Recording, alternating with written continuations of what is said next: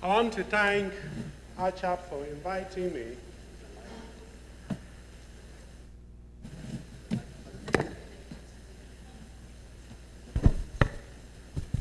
Thank you for this invitation to share with colleagues and other countries the experiences that we've had in Cameroon for this one.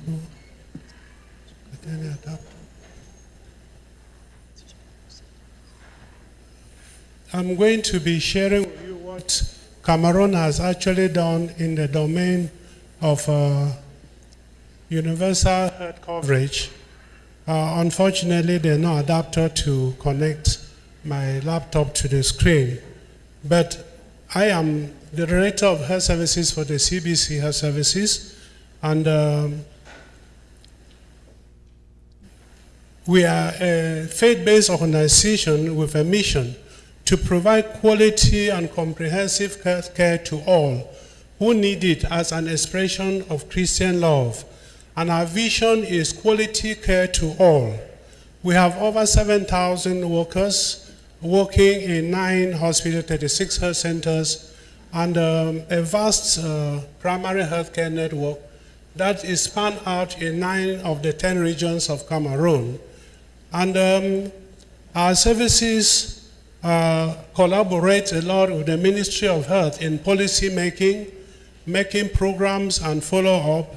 And we also work with other ministries, social affairs, education, and all of this. We have major programs such as HIV program, disability program, we have malaria program, cancer program, non-communicable diseases, and also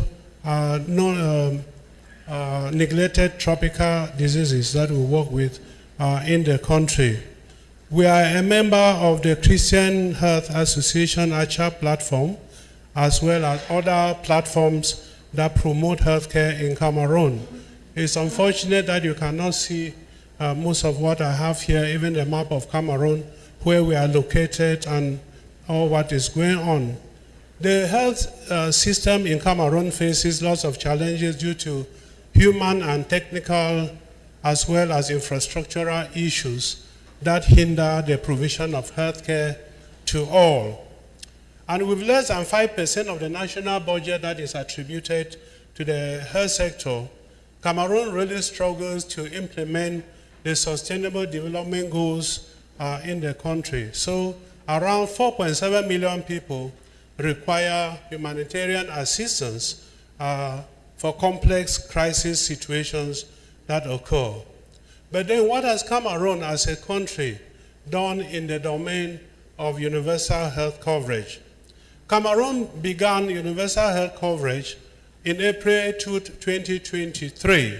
It's obvious that other attempts have been made in the past, but the very visible effort that was made was from April 2023 with a nationally financed budget line of about 53.56 million pounds for 2023 and an equivalent 39 million pounds for 2024, the year we are in.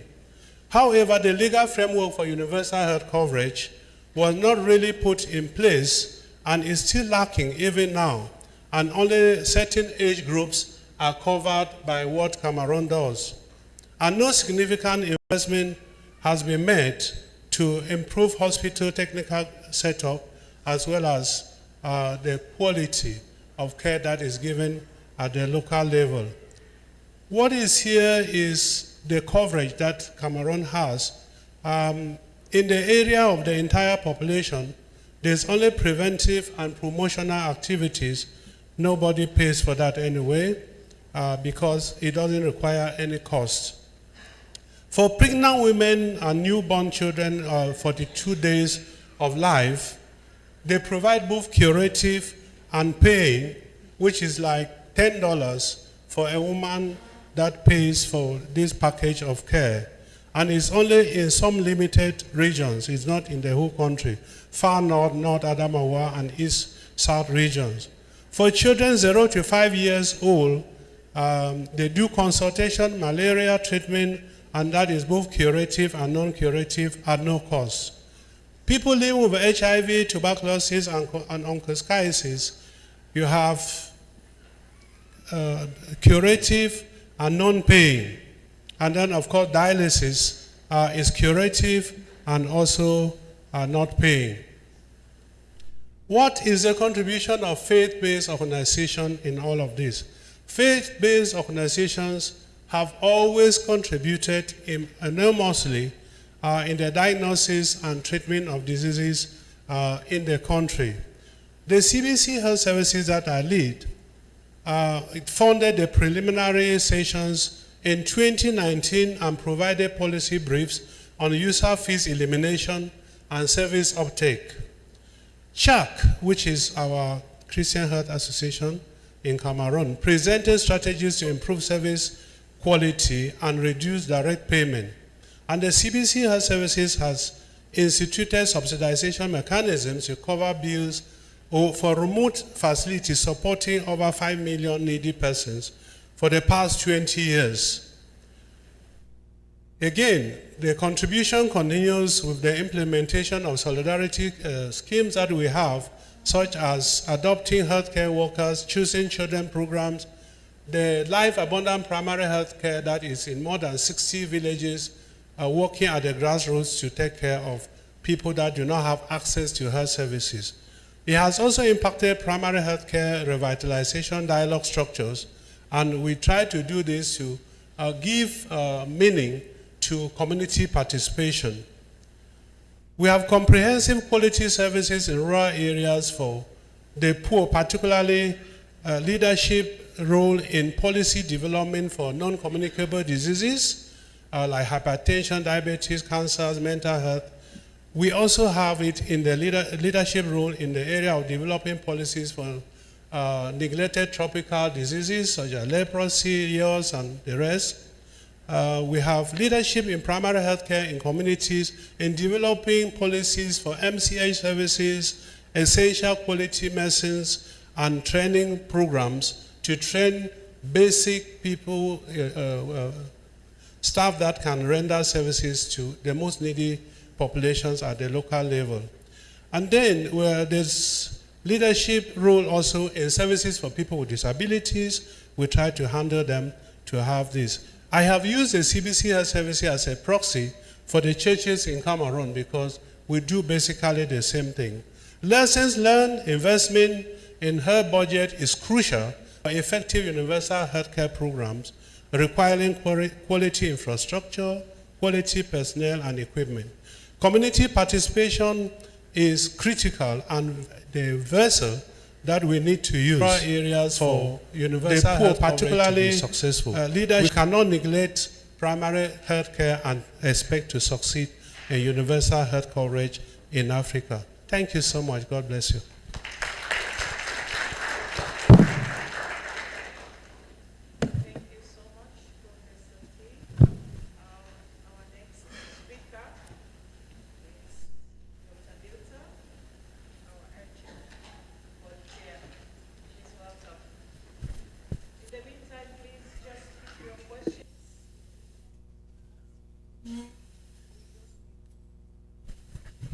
Use this one. Bonjour à tout le monde. Your headset, please.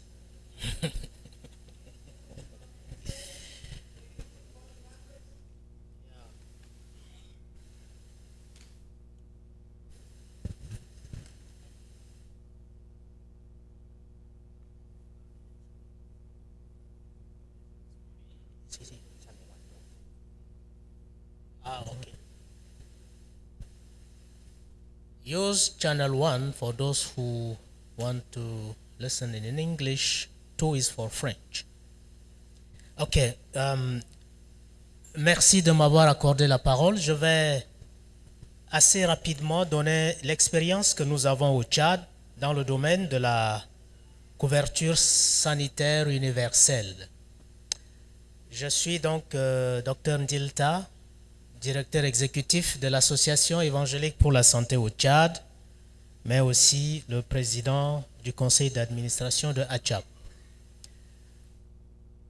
Je présenterai en 2 points premièrement parler brièvement de ce que le Tchad fait, c'est-à-dire du secteur du ministère de la Santé par rapport à la couverture sanitaire universelle. Et en deuxième point, je vais aborder ce que les confessionnels ont fait sur le terrain concrètement. Alors pour le Tchad, l'objectif poursuivi dans la politique nationale de santé par rapport à la couverture santé universelle qui a été adoptée en 2015, parce que l'histoire commence à partir de 2015, était d'atteindre la situation dans laquelle toutes les personnes peuvent obtenir les services de santé dont elles ont besoin et qui répondent aux normes de qualité, d'efficacité, sans que le coût de ces services n'expose les usagers à des difficultés financières. Et en tant qu'organisation confessionnelle, nous avons l'obligation de nous aligner à la politique nationale de santé. Et ça doit être dans ce cadre-là que nous avons intervenu et agi sur le terrain. Alors, pour le gouvernement du Tchad, il y a 3 catégories de personnes qui doivent bénéficier de cette couverture sanitaire. Il y a la première catégorie qu'on appelle le régime de l'assurance santé des salariés, c'est-à-dire pour les travailleurs salariés du secteur public comme privé. La deuxième, c'est pour les travailleurs indépendants. Et le troisième régime, c'est l'assurance médicale pour les personnes économiquement démunies. Et pour cela, ils doivent payer 12 $ par personne par an pour bénéficier gratuitement de tous les soins. Alors, comment financer cette politique? L'État prélève les taxes sur la vente des alcools, des cigarettes, sur les transports urbains et aériens pour constituer une caisse pouvant alimenter, n'est-ce pas, la couverture santé universelle du pays. Actuellement, les fonds sont levés, assez énormes, mais le dysfonctionnement de la politique fait que ce bon projet est toujours resté à l'état de projet. Tout est prêt, mais rien n'est encore mis en œuvre, malheureusement. Pour ce qui concerne l'Association évangélique pour la santé au Tchad, membre de ACHAP, nous avons vu le jour en 2013 et couvrons 134 centres de santé dans le pays avec 6 grands hôpitaux. Notre vision, c'est faire en sorte que chaque personne au Tchad ait accès plutôt aux soins et santé de qualité avec compassion. Et notre mission, c'est renforcer le système sanitaire de tous nos membres dans le pays. Alors, du point de vue grandeur, nous représentons 8% de la couverture sanitaire dans le pays.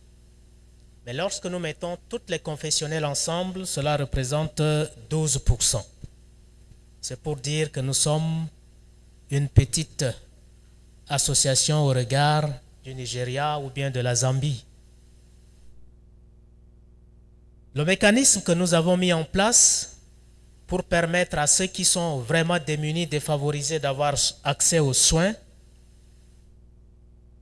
sont essentiellement le renforcement de la capacité de nos personnels dans les formations sanitaires confessionnelles, le renforcement de leur capacité en équipement, donc nous leur fournissons des équipements médicaux afin d'améliorer la qualité de leurs soins, mais aussi nous leur aidons dans le domaine de la construction et de la rénovation de leurs bâtiments. Parce que l'accès aux soins, normalement, va ensemble avec la qualité des soins.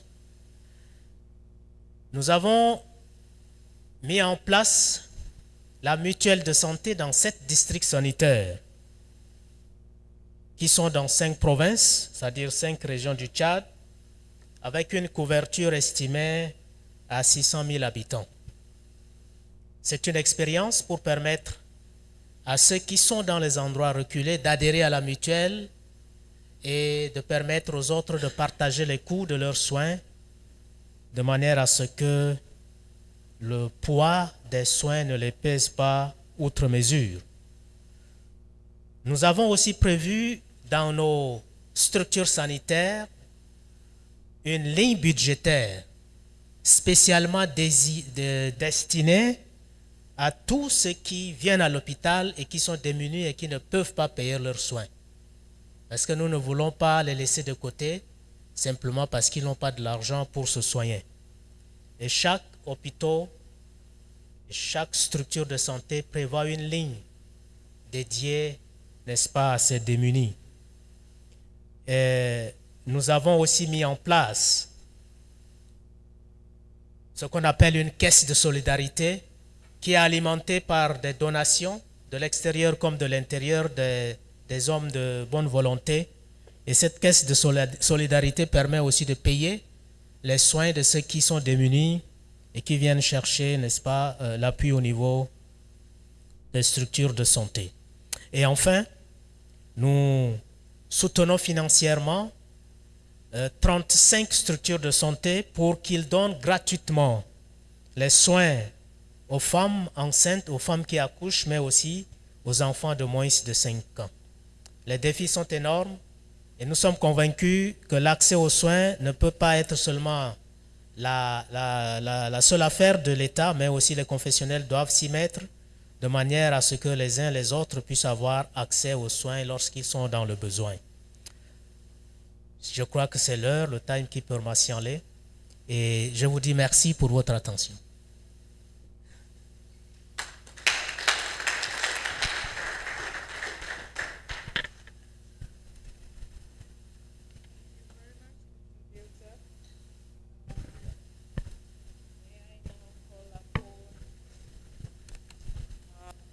Dr. Mike, our host, Secretary General, Christian Health Association of Nigeria. Please welcome. You have your 5 minutes. Then after Dr. Mike, Reverend Sister Dr. Jane will follow, and then conclude with Dr. Sam Mwenda.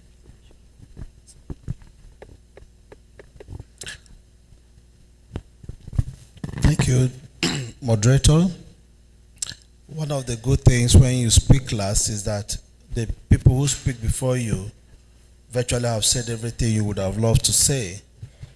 And as a Christian Health Association, I think we're all doing basically the same thing in all our countries. My understanding is at this point we need to bring the unique perspectives of what we are doing separately. But just before I continue, I've been asked to remind all speakers who have spoken or made presentations to share all their presentations to the email as displayed on the screen, conference@africachap.org. Thank you as you do that. First of all, it's good to bring on record that CHAN is the oldest faith-based organization in Nigeria. We were established since 1973, and it's good to know in about 50 years, CHAN has also had their good days and their bad days. So we need to all recognize the fact that as much as we talk as a faith community, good things we are doing, we are all at different paces and we have all gone through different phases of our existence and the services we render. But one key thing that is good to keep in mind, like His Eminence said, we have all earned the social trust of the communities that we serve. And CHAN has the mission to provide efficient services by building the capacity of members and to collaborate with our partners to improve the health for all in Nigeria. And in our last strategic plan, we said and beyond, because a lot of things are happening on the border that is beginning to inform the need for cross-border relationships and service delivery. In all that my colleagues had said of the work we do, our strength is in primary healthcare service delivery. particularly in very hard to reach areas as in all the experiences of the country. To keep doing that and to also strengthen the referral networks, one thing we have started doing differently lately are three major ones. One, strengthening the organizational capacity of our member institutions, and that is going on well. It was in pilot. We piloted 4 states with 4 members, and I think we're increasing that again. And then lately we are trying to also relate faith and healing and strengthening the identity of the various churches to really recognize who are we and what do we stand for. And sometimes because people know, okay, this is a health facility, but what is your identity as a faith organization, and how does your faith promote how you assess or see access or healthcare? We are also digitalizing our data collection methodology and improving the geospatial tracking of patients, of services. And for us, that has been very interesting. So when we tell you we have this number of health facilities, you can now know exactly the geocoordinates of these health facilities and who are they. And I think my colleague Dr. Mshela will be making some presentations about that. It's an exercise, again, that's still continuing. We're yet to conclude, but where we are, we have learned a few things we'd like to share. Through the faith actions of churches, I'm happy Dr. Sylvester mentioned the NICA project, which was a faith-based approach to addressing HIV issues. S&D is something we all stigma and discrimination are things we do. But what is unique with CHAN is how we work in collaboration with people of other faiths, especially the Muslim community, to use our platforms to really promote love and access to healthcare for persons living with people with HIV and AIDS. So for us, that is unique. And then thirdly, we are very excited to share with you the current immunization services we are rendering on the Race for Sahel. The uniqueness of that is focusing on fragile and conflict settings. It comes with a lot of challenges. Because of the security challenges, we are implementing this where no other organization has providing services, but then they are in crisis. We don't want to make it too loud, but it sometimes brings CHAN in conversation with bandits, and we have to negotiate access. And it's so exciting, even with all the fear, they still see the need that their children need to be immunized, but then they will tell you, don't come with your phones, don't come with any gadget, but you can go and immunize and then get out. And of course, we're interested in the lives, not we're interested in a number, but would have loved to say, oh, we did X, Y, Z and take pictures, but they say, no, we don't want people to know where we are, but we love the work you are doing. And you can imagine to what extent that goes, but the joy and the fulfillment we also derive from that. So those are some of the things we're doing. I like the point Sylvester made, and this is also something we're pushing. One of the challenges is, yes, it's healthcare. We're all working towards universal health coverage, but when a new government comes and they come with their different approaches, you need to quickly learn how to adapt and be on all the discussion points to push the agenda and represent the community you bring, and so that you are part of the decision making. And so right now, as the country is discussing the swap approach, we are also ensuring that we are on those technical working groups to push the agenda also towards meeting government directions and priorities. So these are some of those things we think we can share.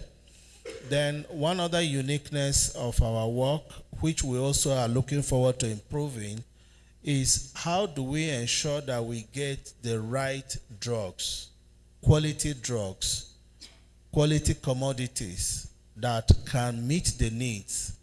We heard a story shared by His Eminence, the Archbishop, but then in Nigeria, it's sad to say there is a high level of fake drugs in the market, and we're working on really checking the standards, and it's so sad at how those quality of drugs have been compromised.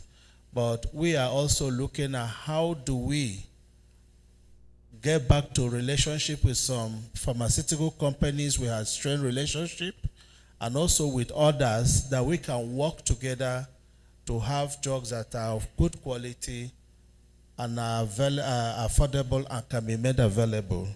So on the part of service delivery and ensuring that drugs and good health commodities availability are there for the population is very critical for us as CHAN.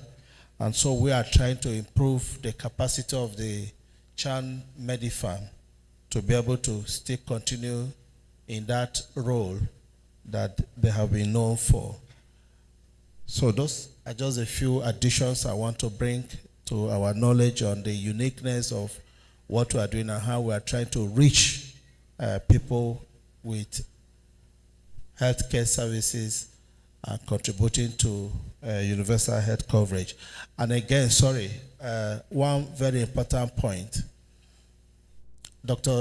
Professor T has talked about the inclusion of persons with disabilities, but we as CHAN too have started conversation around the care for the aged, the geriatric thing. As much as all of us are getting to that level as each second ticks, but how do we still keep the care for the elderly? It's a very critical question we need to ask ourselves. It's not about children, it's not just about mothers alone, but the elderly are also important to pay attention to. If they are not taken care of, I'm not sure we'll be talking of saying we will attain universal health coverage. And as CHAN, we are discussing things around that, and I'm happy Doc is here to, at some point, talk about it and what they are doing in Nigeria and how we can all learn from geriatric care in our various countries also. Thank you.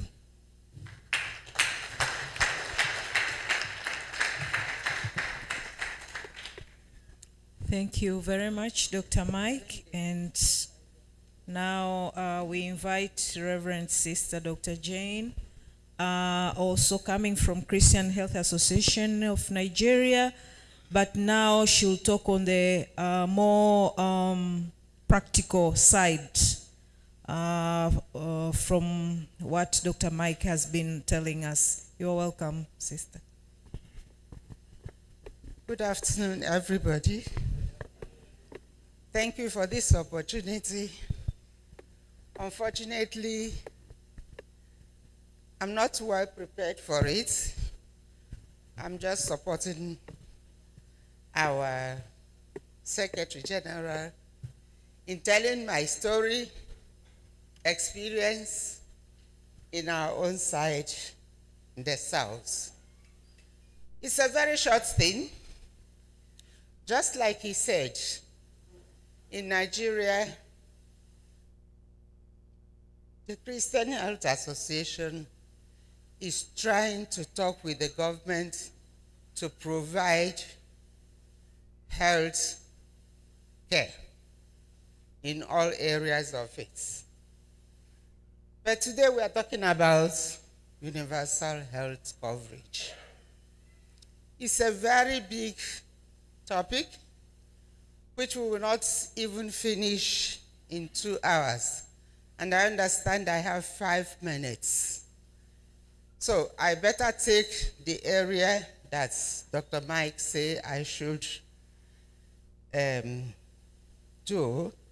And that is, I'm coming from Enugu State. It's a part of Christian Health Association, I'm working in a faith-based Central Medical Foundation. It's a DSO in Nigeria. And we started with Enugu State. Today we are working in the eastern states of Nigeria. In area of health, universal health coverage, we are working with state government, collaborating with them in implementing the universal health coverage in our state, which is Enugu State. I am a member of what we called before then the State Drug Supply System Committee. We operate the Drug Revolving Fund, which means we have to plan for how to circulate drugs, procure for the whole state. And that's just the government hospitals. But I'm representing the church in the group and making sure that we didn't devalue our purse. You know, when you're working with government, you have to be aware and awake on that part. Well, I'm also a member of the Health Provision Fund, Healthcare Provision Fund, which is handling the universal health coverage in our states. What we call State Oversight Committee. The Oversight Committee just makes sure that what is in the law is being implemented. And universal health coverage is one of the gateways. We have 3 gateways: the Primary Healthcare Development Agency, the Emergency Care, and the universal health coverage. I'm more involved in the universal health coverage. The faith-based Central Medical Foundation that I work for, I am the CEO. We had an MOU with them in 2022 to supply the drugs. So we are on the supply chain. That is our work. During this, in this MOU, we are to take care of 95 primary health care centers scattered all over the state and in the rural areas, taking care of 24,000 people in that program. It went on very well, I must say. We developed standards. We developed trainings for those working in the primary health care center of what it means, what universal health care actually means, because we work in collaboration with them. We do the trainings on the supply chain and everything about drugs. In 2023, this program was actually reviewed. And the primary health, the heads of the primary health care, they were so surprised the way we delivered their drugs at their doorstep. That was our own standards. So there is no need somebody coming in this time in Nigeria. You allow a woman to travel all the way from, you don't even know, I don't have the Nigerian, our state's map. It's to travel 100 and 200 kilometers just from the rural area where she would take transport, maybe change 3-4 times, and spend a lot of money to come and pick few drugs. So we now said, we will do the supply chain, give them our map, give them our logistics plan, and everybody was happy. We were delivering to the nearest center or to the doorstep of those who we could. So our MOU increased that today we are taking care of 257 primary health care centers, managing 57,000 people. You can say it's a success story, but it has its challenges. The challenges is one, in the logistics. You have to have a car that is really stable to, go on that road. The roads are very bad in our area. Government, what do I call it now? Political will is the worst challenge we have. Immediately a commissioner is changed, the story changes, and it has changed in our states. We are now in the process. Tomorrow is Friday. We are having a meeting where the government now realized that they have their own central medical store. Who should be doing that job? So, that's the private sector will not be doing it, the faith-based will not be doing it. How can they take everything from them? But remember, at the beginning, they refused to do it because we have to keep to the regulations of the National Health Care Insurance, which gives a very minimum margin in the, call it profit, of supplying the drugs. But today, as we have number, we are waiting to see what will happen tomorrow.